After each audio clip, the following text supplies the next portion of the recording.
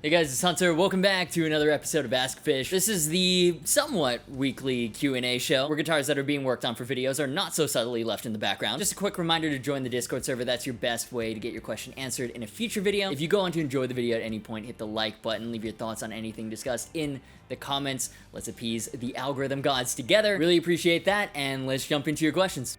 That one guy called Tony, 56, asks, what do you think about Dimebag's estate ending involvement with Dean Guitars for his signature models? Well, first of all, wow, this was huge news, and by now you've probably already heard. Dimebag Darrell's estate has sued Dean Guitars to officially end all endorsement. Now, I'll preface this by saying, not a legal expert, I'm a fucking YouTuber, also not an expert on Dime's gear or his relationship with various brands like Dean or Washburn. That's more of an Ola thing. Love Dime's playing, like his legacy is still felt today, and I've liked the Dean guitars I've played so far, but take this as an opinion of a somewhat outsider looking in. And as an outsider, as long as I've been a guitar player, Dean and Dime have been synonymous. Like, never really thought of one without the other. It's like if Slash left Gibson, or I guess a closer comparison is Kerry King leaving BC Rich. That was massive. He was their main artist on a relatively thin roster. He was the embodiment of the brand. It's like Messi leaving Barcelona. Like, seeing him in a PSG jersey or Gerrard in anything but a Liverpool kit, that was so weird. So a bit of background, Dimebag actually played a Dean guitar when he was 14. He played them up until 1994. That's when Dean went out of business. Then he switched to Washburn for a decade. Then he signed a deal with Rita Haney, his longtime girlfriend, acting as his personal assistant with the revived Dean guitars in 2004. But we all know what unfortunately happened next. He tragically lost his life on stage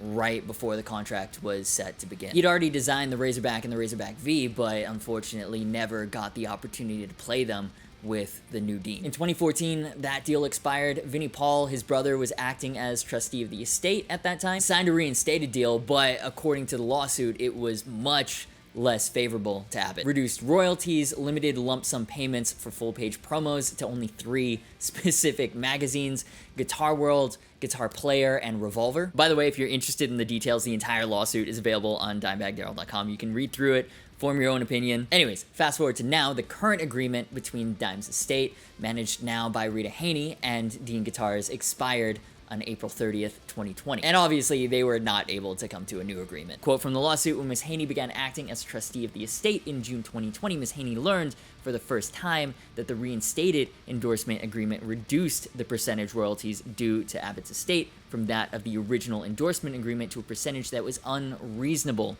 for an exclusive licensee. So it ended, but somehow Dean has been able to continue to use Dime's likeness, produce Dime guitars, and even release new signature models. Seems a bit weird, but again, I'm not a legal expert, so we move. But reading the statements between the two, it reminds me of like a romantic relationship that's past its due date. You know, there's like a lot of finger pointing. She says Evan Rubinson, the current CEO of Dean, was disrespectful towards Dimebag's legacy and that Dime's been dead 16 years already. Evans responded with, that's complete fabricated slander meant to incite death threats. A lot of drama, blah, blah, blah. It's a very messy situation, but I get it. There's a lot of strong feelings at play here. It's very, very personal. Really, it seems like there's a difference between what each camp thinks the Dime brand is valued at in 2021. So we're just gonna have to wait and see how the lawsuit plays out. But what does this mean for Dime models going forward? No idea. But I think once the lawsuit is settled, which could take a long, long time, one of either two things will happen. Avenue 1, the Dime estate will partner with a different guitar brand. Dean Zielinski Guitars seems like the natural choice. Dean Zielinski, very reputable guitar builder, according to Dime's statement, a big reason as to why he went back to Dean in 2004. Zielinski founded Dean Guitars, but hasn't been a part of the brand since 2008. He went on to form Diamond Guitars and now operates his own brand, Dean Zielinski Guitars. Never played one. Here they're really good though. They've got US and import models. The only thing is they seem to sell only direct from their US based web store. They don't seem to have much, if any, of a distribution network. Some people have been saying Solar Guitars. I would be very, very surprised if that happens. Realistically, I mean, the guitars are great. Ola's a huge, massive Dimebag fan, so you know they do Dime right in terms of like guitar design, but they've got no custom shop level guitars, and they also have no US distribution whatsoever. And if money is a factor here, which it seems to be, my gut feeling is that neither company is ready to take on a deal of that size. Like, building out an international distribution network from scratch is already a challenge, but doing it while paying significant lump sums for promos and paying high royalties to the estate for dime models, I don't know. That's really, really tough. Avenue 2, and the most likely scenario in my opinion, is a new dime brand with distribution handled by a major player in the industry, a la Wild Audio. And I think the reason this is most likely is down to control. In the Wild Audio deal, as I understand it, Zakk Wylde designs and specs all the guitars. Schecter coordinates production and handles distribution through its pre-existing network. That's how they got guitars built from the start at the very reputable World Music in South Korea, and how they got Wild Audio guitars into Guitar Center and into guitars around the world from launch. For a new, unproven brand to start at that level is super impressive. So Schecter handles all the behind the scenes stuff, Wild Audio gets to do all the fun stuff, their own promo, the imagining of new models, and they own all the designs. And because it's more of a distribution deal, they make significantly more money per sale than if it was a collection of Zakk Wylde signatures from Schecter. So I'm gonna go out on a limb and make a bold prediction. I'd say with their experience doing this kind of thing before, and given Zakk Wylde's strong ties with Dimebag, we'll see a new dime brand with an exclusive distribution deal with Schecter. Source?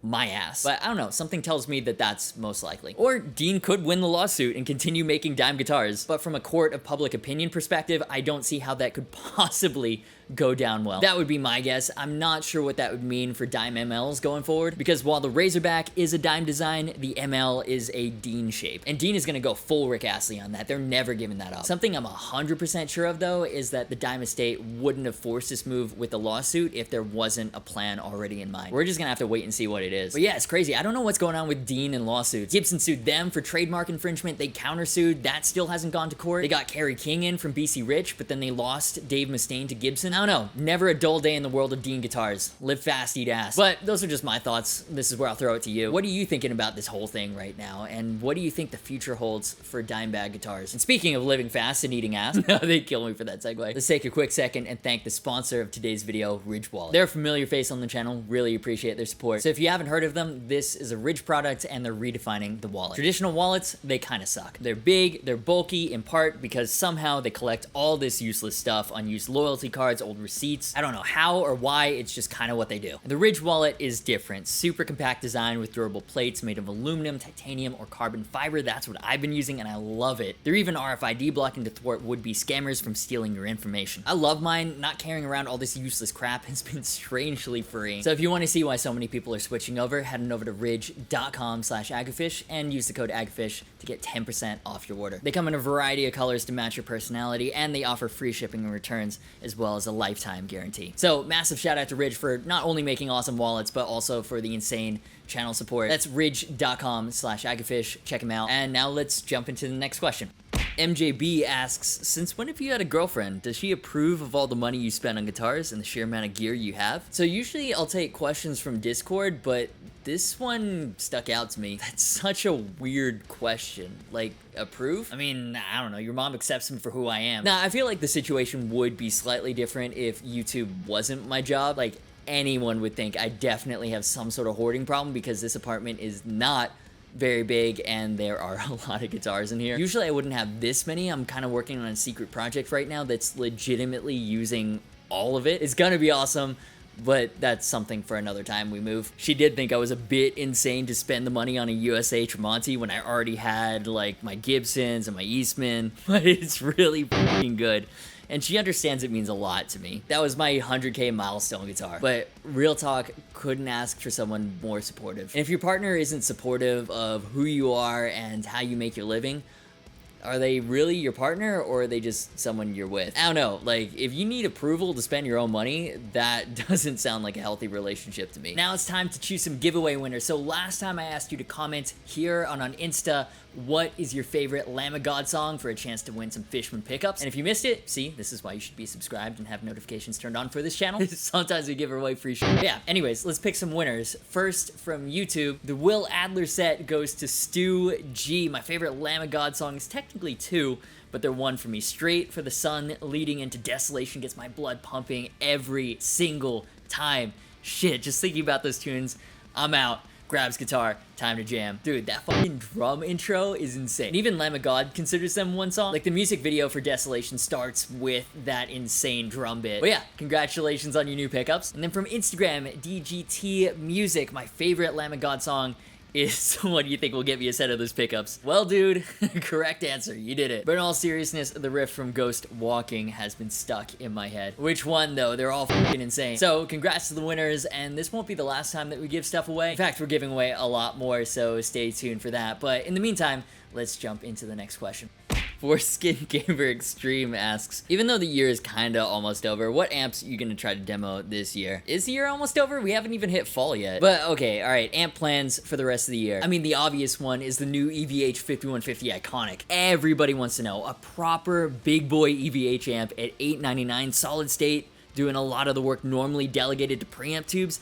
Is it good? The answer is probably yes, but how good? And what kind of tonal voice will it have? Is it closer to a PV 5150 block letter or closer to an EVH 5153? Because the two are not the same. What I'm saying is there's a lot of hype around the amp, but even more questions. Haven't been able to get in contact with anyone over at EVH yet, but I'm gonna keep trying because I'd love to check that out with you guys. Then, just got a new angle amp. We unboxed it together last video, the Iron Ball SE. SE standing for Switch Edition, apparently. Angle amps, I mean, I love the tones, but sometimes the sheer amount of switches and buttons can be overwhelming. Legitimately kinda didn't figure out how to properly use the Savage until I made that video, so I'm really looking forward to figuring out the Iron Ball together as well. Plus, the amp just looks really mean. So yeah, that should be a fun video. Then I've got a Hughes & Kettner Black Spirit 200 I've been meaning to make a video on forever. Hughes & Kettner, one of my favorite amp brands because they marry unreal tone and fidelity with crazy advanced feature sets, and the front panels look awesome. Their tube amps are so solid. Obviously, you guys hear the Triumph Mark III in action a lot. That was my dream amp forever. It is more power